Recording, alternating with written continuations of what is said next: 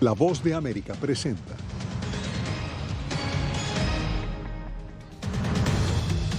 Ex empleada acusa a Facebook de poner en riesgo el bienestar de sus usuarios.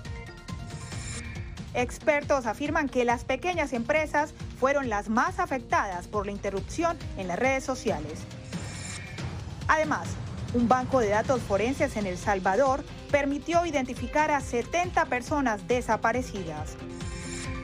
Y luego de 2 años, Colombia y Venezuela reabren puentes fronterizos.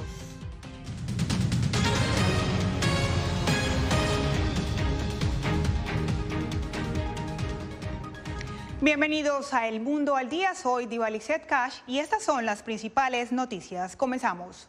Facebook atraviesa un periodo turbulento. 3 de sus redes sociales estuvieron el lunes varias horas fuera de servicio y este martes una ex empleada fue hasta el Congreso para acusar a la gigante tecnológica y a su presidente Mark Zuckerberg de concentrarse únicamente en incrementar las ganancias sin importar el bienestar de sus usuarios. Nos conectamos con Jacopo Luzzi, quien siguió la audiencia del Congreso. Jacopo, ¿qué fue lo más destacado?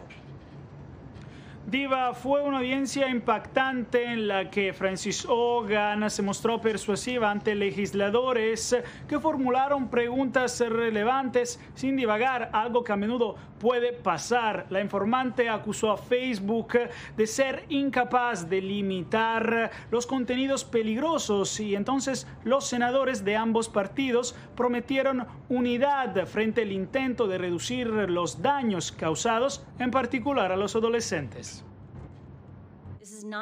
La denunciante Frances Haugen advirtió el martes a los senadores que el gigante de las redes sociales ha engañado repetidamente al público sobre cómo sus contenidos dañan a los niños y avivan la división y el odio. El liderazgo de la compañía sabe cómo hacer que Facebook e Instagram sean más seguros, pero no harán los cambios necesarios porque han puesto sus ganancias astronómicas antes que las personas. Se necesita la acción del Congreso. No resolverán esta crisis sin su ayuda. El Senado celebró la audiencia después de que Haugen compartiera con medios de comunicación miles de documentos internos de Facebook. La informante dijo que el gigante de California hizo muy poco para limitar la difusión de la desinformación y mencionó como ejemplo las denuncias infundadas de fraude en las elecciones presidenciales estadounidenses del 2020. El resultado ha sido más división, más daño, más mentiras, más amenazas y más combate. En algunos casos, esta peligrosa charla en línea ha llevado a una violencia real que daña e incluso mata a la gente. Los documentos citados por Haugen incluye uno en el que investigadores de la empresa reconocieron que Instagram puede dañar la salud mental y la imagen corporal de los jóvenes. El senador Blumenthal, en llanto, leyó el mensaje enviado por un estadounidense. Mi hija de 15 años amaba su cuerpo a los 14. Estaba en Instagram constantemente y tal vez publicaba demasiado. De repente comenzó a odiar su cuerpo y su dismorfia corporal, ahora anorexia, y estaba en serios problemas antes de que encontráramos tratamiento. Me temo que nunca volverá a ser la misma. El comité invitó a Facebook a testificar bajo juramento en su investigación sobre adolescentes, luego de que el portavoz de la empresa Andy Stone escribiera en Twitter que Haugen no tiene la competencia, no está calificada para hablar de estos asuntos, como también ella dijo durante la audiencia. El vocero también dijo que es hora de comenzar a crear mejores reglas, más estándar para Internet y que el Congreso empiece a actuar. Gracias a Jacopo. Y un inminente daño sufrieron las pequeñas empresas que dependen de las redes sociales para desarrollar buena parte de sus negocios. Laura Sepúlveda conversó con analistas sobre el alcance de esta interrupción. Nos conectamos con Laura Sepúlveda en Nueva York. Laura, ¿qué tan grande fue el impacto para las empresas latinoamericanas? Diva, sin duda muy alto fue este impacto, aunque no se puede calcular específicamente en cifras, porque es que recordemos que una gran cantidad de los negocios que utilizan estas plataformas como su forma central de negociar, de estar en el comercio, son precisamente negocios que normalmente son informales o que precisamente son pequeñas empresas. Por eso se dificulta tanto saber la cantidad de este tipo de compañías que se vieron afectadas. En 4,9% cayeron las acciones de Facebook tras la falla en el funcionamiento de varias de sus redes sociales. Expertos califican el golpe de importante pero no decisivo porque la compañía ha tenido un crecimiento estable durante los últimos 5 años, registrando un aumento del valor de sus acciones de casi 158%. Así que el impacto es mayor para los usuarios. Para muchos, sacar y colocar un aviso o una oferta es como en la calle, sacar y abrir la tienda. Si no tienes la posibilidad de tener tus redes sociales para abrir tu tienda, pues ahí sí se pudo haber visto un poco afectado el comercio electrónico. Habría que esperar qué cifras salen al respecto. El analista financiero Andrés Moreno señala que es difícil calcular el impacto de la interrupción porque muchos de los negocios que usan estos medios son informales o pequeñas empresas, ante lo que el experto en relaciones públicas Carlos Mazalán hace un llamado de atención. Yo creo que en las personas es una anécdota. En las pymes, bueno, tendrán que considerar nuevas alternativas. Por fortuna, solo se cayó Facebook y sus propiedades digitales y no se cayó Internet, que ese sería el impacto y el gran apagón. Lo que creo es que es importante tener caminos alternativos.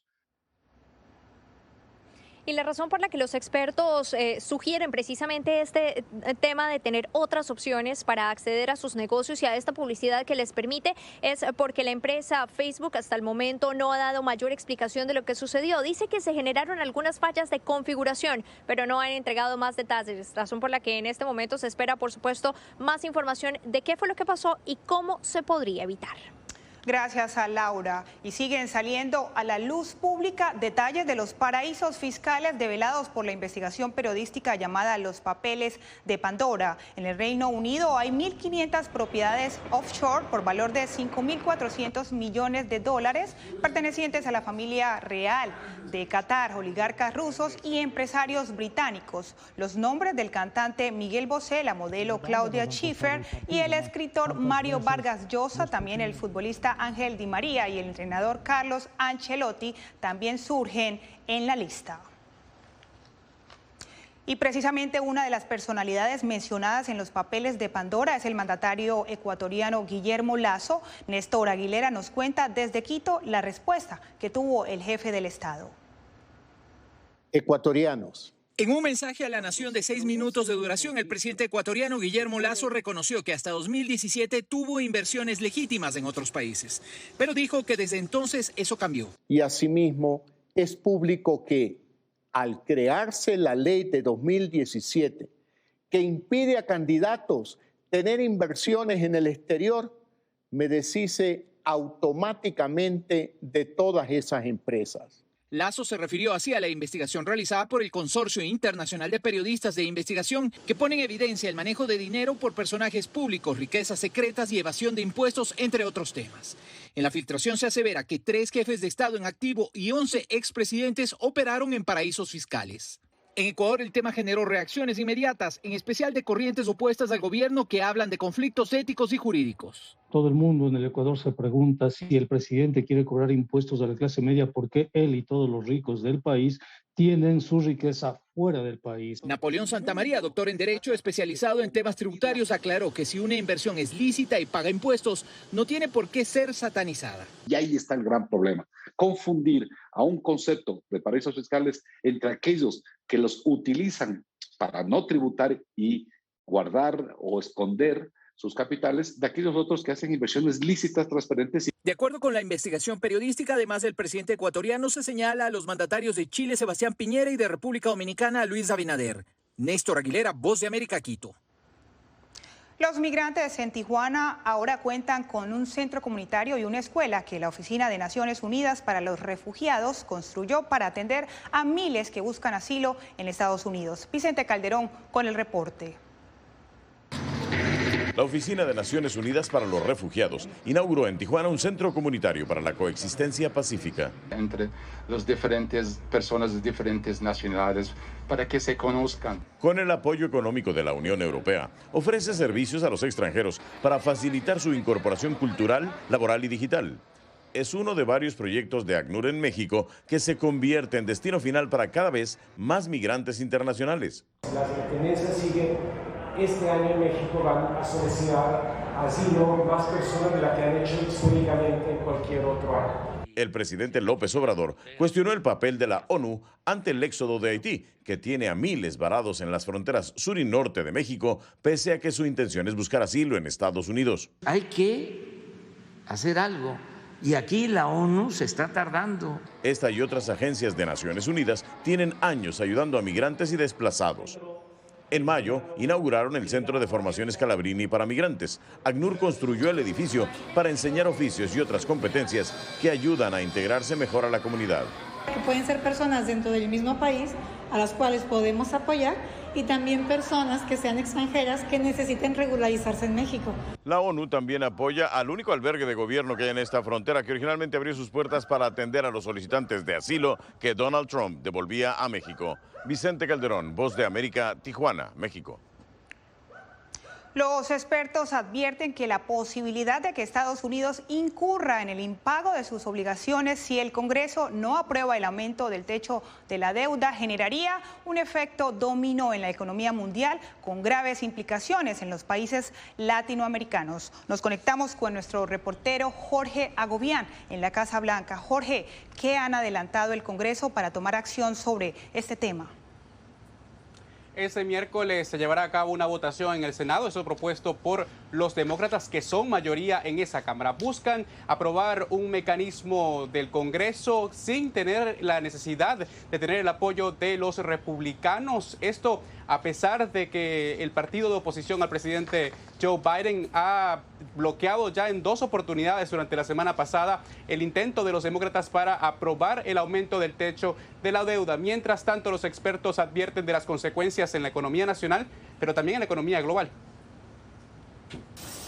La economía global, construida sobre las finanzas de bonos y préstamos estadounidenses, sentiría el impacto inmediato si Estados Unidos cae inéditamente en default.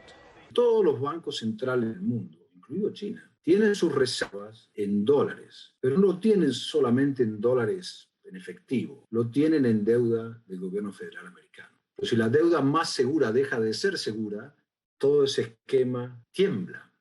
El presidente Biden reconoció que el escenario es catastrófico, pero posible, dada la disyuntiva que existe en el Congreso para aprobar el aumento del techo de la deuda. La fecha tope que el Departamento del Tesoro ha dado a los legisladores es el 18 de octubre. A partir de ese momento, cada día podría poner en riesgo las finanzas globales. El respaldo de las monedas de todos los países de golpe se debilitaría, porque esos Treasury bills, esos bonos del gobierno americano, valdrían menos. América Latina y el Caribe no escaparían del caos, indica el experto. Sería tanto más grave que pasó con el COVID-19. Sobre todo porque 1 de cada 3 naciones de la región está en situación de vulnerabilidad financiera, de acuerdo con un reciente informe del Programa de Naciones Unidas para el Desarrollo. Durante la última década se ha registrado la actual incertidumbre, dada la puja política en el Congreso estadounidense, pero finalmente se ha logrado el aumento o suspensión de la deuda, normalmente a último minuto. La estabilidad de los mercados financieros internacionales también podrían ser parte de las consecuencias que dé este tema si no se logra el aumento del techo de la deuda, indican los expertos. Diva Lisset. Gracias a Jorge Agobián. Daniel Ortega arranca la campaña electoral con un polémico discurso. En breve les contamos.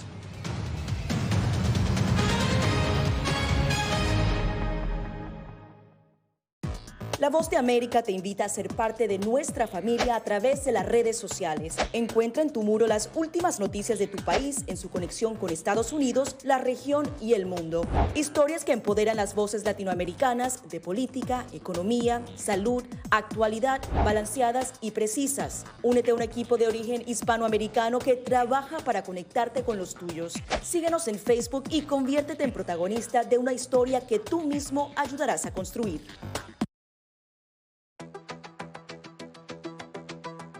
En momentos de crisis políticas y sociales, algunos gobiernos autoritarios recurren al bloqueo del acceso a Internet como herramienta para detener la información que entra o sale de su país. No obstante, existen algunas alternativas que te ayudarán a continuar conectado a la red a pesar de la censura oficial. Una de las más efectivas es el VPN o red virtual privada por sus siglas en inglés. La VPN pretende simular que la persona está en otro lugar del mundo y no en el país que esté restringiendo el acceso a Internet, de manera que es incapaz de detectar esa conexión interna y así se puede utilizar Internet con normalidad.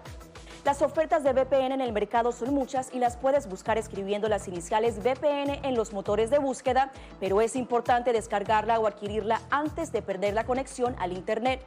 Aquí te ofrecemos algunas opciones.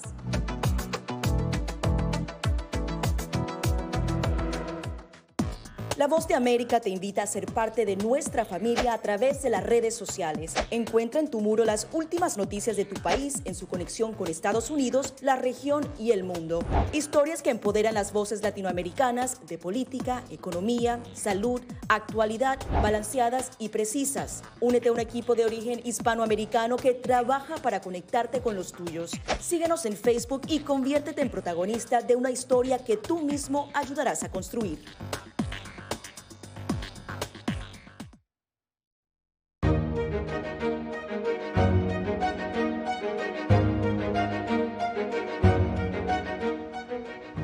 En Nicaragua, el presidente Daniel Ortega usó su primer discurso electoral para tildar de terroristas a los obispos católicos y defender el encarcelamiento de candidatos. Donaldo Hernández con más detalles. Esos obispos son terroristas también, claro que son terroristas. Claro que son terroristas. En otros países estarían juzgados ya. Es parte del primer discurso de campaña política del candidato presidencial del oficialista Frente Sandinista Daniel Ortega, quien busca permanecer en el poder 5 años más. El líder de izquierda, además de los señalamientos a los obispos, justificó el arresto de los 7 aspirantes presidenciales que pretendían enfrentarlo en las elecciones del 7 de noviembre. Esos que están procesando, ahora son vírgenes puras. Son terroristas, son los que organizaron a los terroristas. La oposición niega las acusaciones e insiste en que el encarcelamiento de los precandidatos tiene un propósito claro. Daniel Ortega va a imponerse como el candidato único y su Consejo Supremo Electoral lo va a reelegir.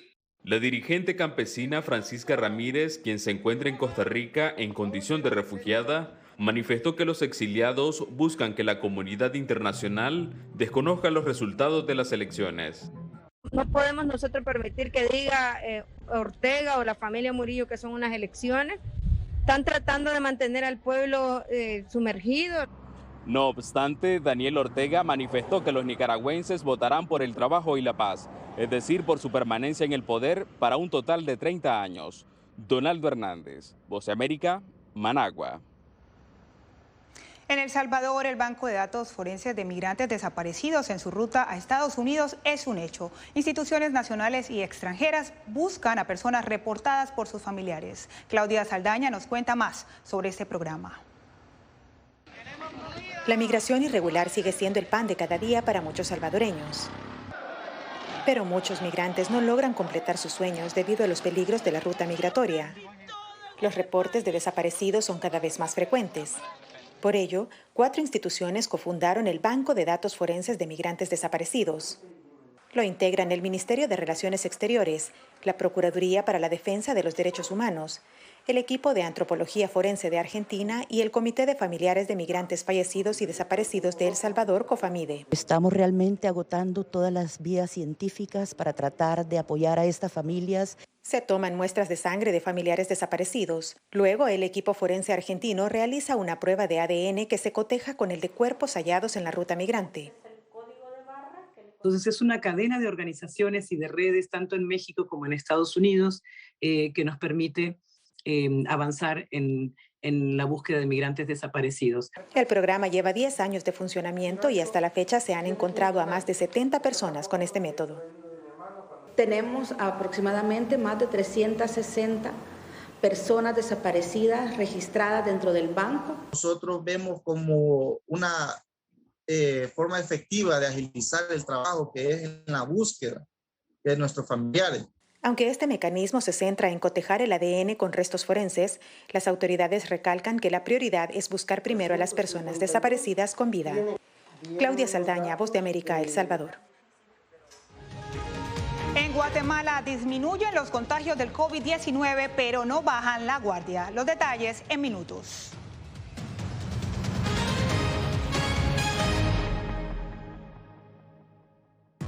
La Voz de América te invita a ser parte de nuestra familia a través de las redes sociales. Encuentra en tu muro las últimas noticias de tu país en su conexión con Estados Unidos, la región y el mundo. Historias que empoderan las voces latinoamericanas de política, economía, salud, actualidad, balanceadas y precisas. Únete a un equipo de origen hispanoamericano que trabaja para conectarte con los tuyos. Síguenos en Facebook y conviértete en protagonista de una historia que tú mismo ayudarás a construir.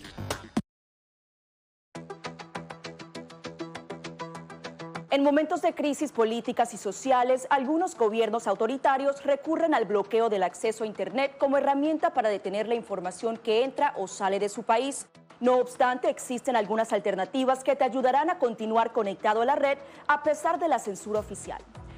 Una de las más efectivas es el VPN o red virtual privada por sus siglas en inglés. La VPN pretende simular que la persona está en otro lugar del mundo y no en el país que esté restringiendo el acceso a Internet, de manera que es incapaz de detectar esa conexión interna y así se puede utilizar Internet con normalidad.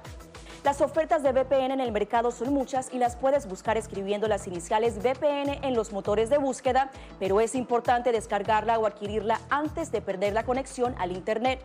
Aquí te ofrecemos algunas opciones.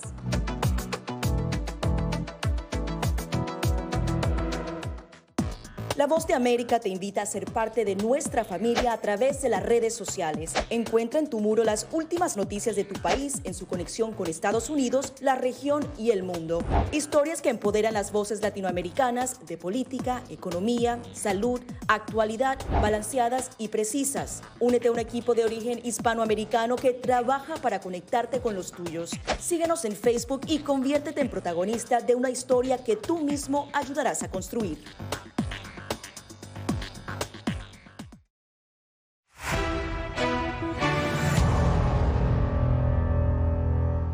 Guatemala registra una disminución de contagios de COVID-19, pero Eugenia Sagastume nos explica que la alerta persiste ante la posibilidad de un nuevo repunte en noviembre. La positividad era del 37%, luego logramos bajarla a cerca del 19% hace 15 días y hoy estamos situados en el 11% de positividad. Así como sucedió en la capital, a lo largo de Guatemala se registra también una disminución de casos de COVID-19 justo después de alcanzar el pico más alto de la pandemia. Lo tuvimos en el mes de agosto, cuando se registraron 5.826 casos en un solo día. El promedio nacional de casos diarios actualmente es de 3.000, la cual es aún una cifra alta según el epidemiólogo Erwin Calgua. Sigue siendo una curva elevada, no hemos llegado a aplanarlo como es deseable. Asegura que la variante Delta sigue presente, pero dos factores han provocado el descenso de casos. Disminuyó en el momento en que se pusieron esas restricciones con el estado de calamidad. Eso hizo la primera bajada. El segundo aspecto es que creemos que tiene que ver mucho también con el tema de que las poblaciones se están dando cuenta de la importancia de que no haya una transmisión. La alerta persiste porque, según predicciones de la Universidad de Washington, noviembre tendrá un nuevo repunte. Una alta posibilidad del alza de casos que podría darse en el mes de noviembre como consecuencia de una cuarta ola. Lo más preocupante es la cifra de fallecidos que supera los 13.700 casos y por eso autoridades reiteran el llamado a vacunarse. Eugenia Sagastume, Voz de América, Guatemala. Hasta retazos de tela deben usar las venezolanas en zonas rurales por falta de productos de higiene femenina. Adriana Núñez tiene el informe. Durante los últimos 2 años, Carla ha tenido que improvisar soluciones artesanales cuando le viene la menstruación. Bueno, me ha tocado trapito, cosas así, que si romper, que si una camisa o algo así, y cortar con la tijera, hacer especie de como de toallitas así, cuadritos para ponerme porque se me hace difícil pues. Es madre de 3 niños y vive en una comunidad rural de Caracas, a 45 minutos del centro urbano. Actualmente desempleada, los pocos ingresos que genera la familia no alcanzan para atender su higiene íntima. Me ha venido el periodo y no tengo comida en mi casa, entonces prefiero comprar la comida, o sea, que lo más importante que las toallitas, pues. En Venezuela el paquete más barato de 10 toallas sanitarias cuesta $1 y aunque parezca poco, el precio es inalcanzable para un 76% de la población que está en pobreza extrema, según la encuesta de condiciones de vida elaborada por la Universidad Católica Andrés Bello. Hay mujeres que se ponen papel y trapo y cosas, pero eso lastima. ¿Sabes? El Observatorio Venezolano de la Mujer Rural califica estas precariedades como pobreza menstrual. No tiene acceso económico a comprar los calmantes cuando tienen los dolores de vientre. Adriana Núñez Rabascal, Voz de América, Caracas. La boda en Rusia del heredero del último zar evoca a la dinastía Romanov. Les contamos al volver.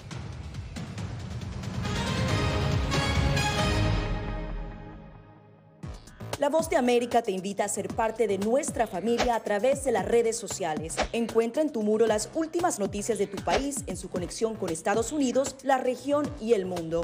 Historias que empoderan las voces latinoamericanas de política, economía, salud, actualidad, balanceadas y precisas. Únete a un equipo de origen hispanoamericano que trabaja para conectarte con los tuyos. Síguenos en Facebook y conviértete en protagonista de una historia que tú mismo ayudarás a construir.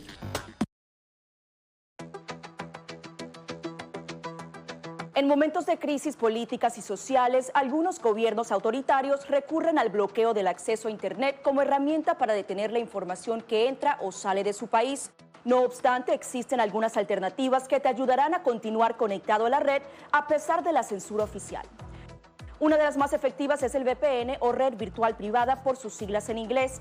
La VPN pretende simular que la persona está en otro lugar del mundo y no en el país que esté restringiendo el acceso a Internet, de manera que es incapaz de detectar esa conexión interna y así se puede utilizar Internet con normalidad. Las ofertas de VPN en el mercado son muchas y las puedes buscar escribiendo las iniciales VPN en los motores de búsqueda, pero es importante descargarla o adquirirla antes de perder la conexión al Internet. Aquí te ofrecemos algunas opciones.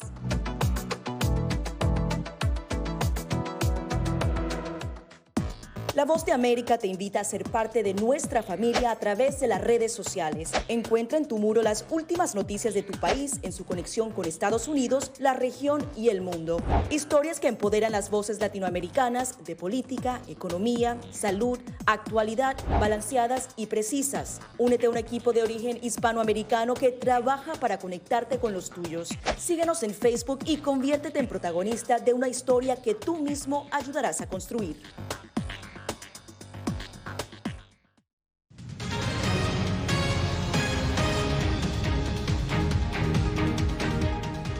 En Rusia, un heredero del último zar y una plebeya italiana contraen la primera boda de un miembro de la dinastía Romanov tras el abrupto final de la monarquía con la revolución de 1917. Ricardo Marquina con el reporte.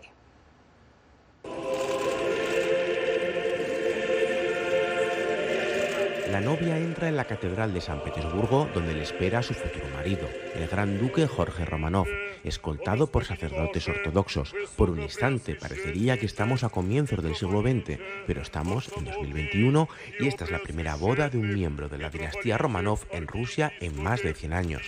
La ceremonia cuenta con el tradicional rito ortodoxo de coronar a la pareja, aunque ellos aseguran no tener intención de reclamar el trono ni de entrar en política. Para Jorge Romanov, nacido y criado en España, el ejemplo de las monarquías europeas es el camino a seguir. El rey Felipe en España y Isabel II en Inglaterra dan una unión de la historia y de la cultura de sus países y son el mayor embajador de sus países, un símbolo. La Iglesia Ortodoxa rusa es uno de los estamentos más relevantes de la sociedad en este país y, pese a agasajar en esta ceremonia a los descendientes de la Casa Real, marcan distancias con el mundo de la política y niegan que ellos estén favoreciendo el regreso de Rusia a la monarquía. La boda no contó con representantes del gobierno ruso y fue ampliamente ignorada por los medios de comunicación del país, para quienes hablar del pasado es, al fin y al cabo, hablar de política. Ricardo Marquina para La Voz de América, San Petersburgo, Rusia. La actriz Yulia Perezol y el director Clint Chipenko fueron lanzados este martes al espacio desde Baikonur, Rusia, para grabar el primer cortometraje en órbita. La película Desafío narra el trance de una cirujana que salva al tripulante de la estación espacial practicando una operación de emergencia. Y de esta manera nos despedimos en El Mundo al Día. Soy Diva Lizeth Cash.